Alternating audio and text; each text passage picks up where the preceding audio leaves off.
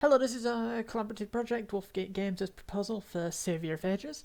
So here in that lot, here's the role, so I'll be doing coding, audio, Fmod, while Ryan will be doing level design. And then here's some ideas in that lot we came up with at the top here, which we then narrowed down into three concepts. So concept one in that lot is a roguelike hack and slash, where the player is a time traveller who goes back in time and saves civilizations in that lot from monsters. Then game concept two is like a race car, and that lot, just a mix of basically 3D Space Invaders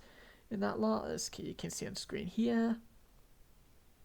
Again, it's like way more and more enemies. Then game concept three is a top-down shooter, but instead of shooting, you pick up items in front of enemies, such as bombs, as shown in the prototype here. Then we chose concept one because it's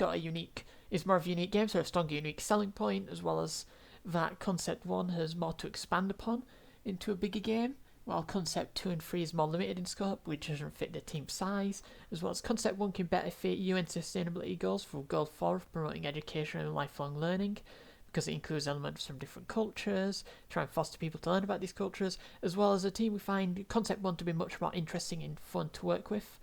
Then we looked into the game's appropriate, and that lot as cultural appropriation wasn't too much of a worry if it could be an issue, but we wanted to make sure it wasn't. So we looked into games which did cultural appropriation badly, such as Far Cry 3 with its representation of natives in that lot.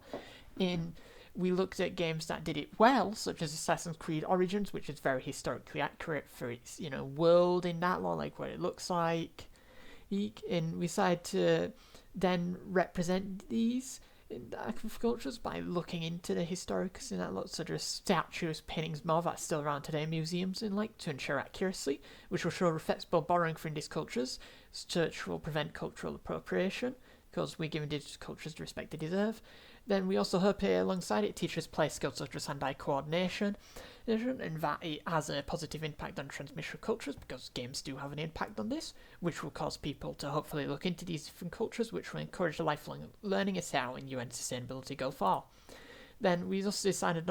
we looked into using AI in that lot, and we decided we'd only use it in generating ideas in that lot because of the legally grey area of AI and other issues,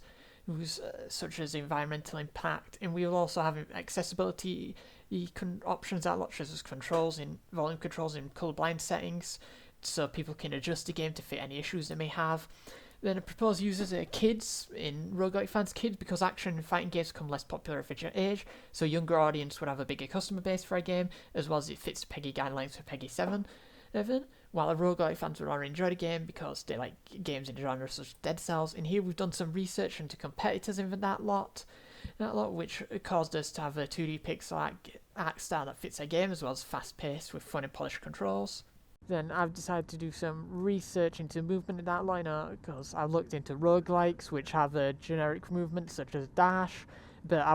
which I added, but I wanted to add movement to, be a bit more unique, so I looked into other media and how they allow players in that lot to dodge or have people dodge attacks, because of this, I've looked at Power Rangers in Overwatch, so I decided to have a shield. Then I looked at how levels ended in that lot in games such as Sonic and Mario, which I decided to have it that the player will walk off screen in that lot to have a flow between the levels instead of just teleporting to the next level. Additionally, I had to look through how our enemies will function. All 2D games like Super Mario Bros. Have very simple one-note behaviors, making the enemies less interesting and more of obstacles. However, games like Rain World, that use a variety of systems like line of sight, personalities, trackers, goals, etc., create a very unpredictable and difficult game. I plan on going on a more middle ground approach, using finite state machines to cycle through interesting behaviors by keeping the gameplay otherwise simple and quick with proximity-based vision and only one goal: kill the player. So here in that lot, I've researched audio mixing and how games such as Half-Life 2 and movies such as Troy have done it in that lot, which based on this in that lot, I'll have it that there's a prioritization system, so sounds that are more important and I want people to hear more, such as dialogue or an enemy attack incoming, will be louder, more audible compared to something such as music, because people who are harder of hearing in that lot need to be able to hear those sounds better and more clearly because otherwise there'll be an unfair disadvantage, as well as I'll be having a variation of sounds through changing pitch and volume to make sound more unique, despite there only being a limited amount of those sounds. Let's just say your hour has come again. I was tasked with researching into general audio, like sound effects, ambience, enemy attacks, and so on. I looked through games like Hollow Knight that have an immersive atmosphere where every action has a sound associated with it, like the Scuttle of Hidden Bugs. Ultra Kill also has a great sound design, with hard-hitting pauses to accentuate the end of combat. The game also uses grunts effectively, so you're never lost during high-action segments.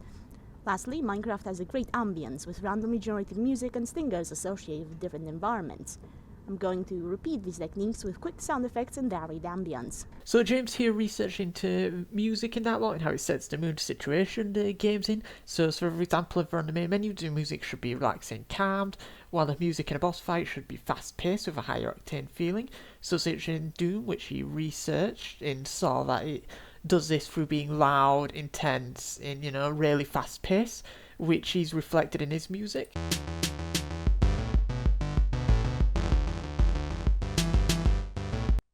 Ryan he's run research into level design that lot and looked at these images in that lot and saw the verticality and decided to have verticality height in that lot through the levels. And also research into enemies in that lot which would influence his levels, such as like skeletons that lot would make it more like crypt-like, and he's researched into Skyrim in that lot for his first set of levels, which will be set in like a Nordic thing in that lot, and similar to how Skyrim did it, that he'll go through a cave into crypts,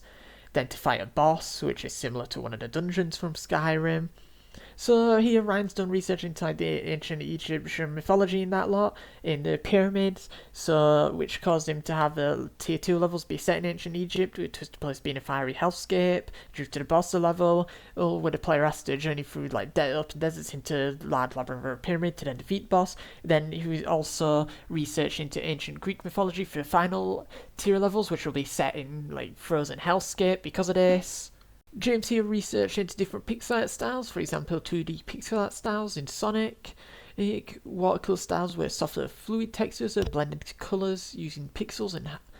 and lastly hand drawn, where every line is drawn by hand separately so they can all be animated individually and then assembled by being put together, such as in Hollow Knight, which he decided that we'll be doing a 2D pixel art style, such as in Sonic, as it fits our game the best, and it is the easiest to animate using Photoshop to craft sprite sheets to be imported into Unity. My task has been to look into different game art styles and other such inspirations to help base our game's art direction and animation. Given we are making a roguelike, I have looked into a few different games and played through a few of them to see how the games flow throughout the game. Some of these games are Dead Cells, Skull the Hero Slayer, and Vampire Survivors, as we've decided on a mainly 2D pixel art style. Some of the art styles are shown here. Within Dead Cells, the art style uses a simplistic design for most of the characters and NPCs you come across, while having most of the background being parallaxed and also showing a lot of detail with vivid colours and brightly coloured enemies to add distinction between the player and them. Using a similar formula, we could achieve the same effect and draw out the art style of our game, while only using more simplistic techniques. For Skull the Hero Slayer, the game uses a heavy amount of shading to bring across a very vibrant world that feels fun to play and also to just look at. This has the added effect of making the almost hour runs of the game still feel nice to play through multiple times. And what I've taken from that is that if we're wanting to make a game that has replayability, we need to make the art style strong and enriching and have a very heavy set style. Based on Riven James' research, this is the art style we've gone for on the left-hand side of the screen, which is a simplistic 2D pixel art style using minimal shading, flat colours. Based on the research before, with our game being in the same genre as other successful games such as Hades and Risk of Rage 2, which both made over 100 million in revenue, in demographics like in games in the same genre as ours, as well as our fire data being a unique idea, as I explained earlier, we believe that our game is viable in the current market because of this and can be a commercial success. So here is our production schedule in that lot, which we based off talking to everyone in that lot and know, what they think would be a reasonable amount of work in that lot for them to do in a certain amount of time. We also done some keystones here for specific individuals, but also teams in that lot, such as the art team will do all the time. That's that lot. Then here is a list of references.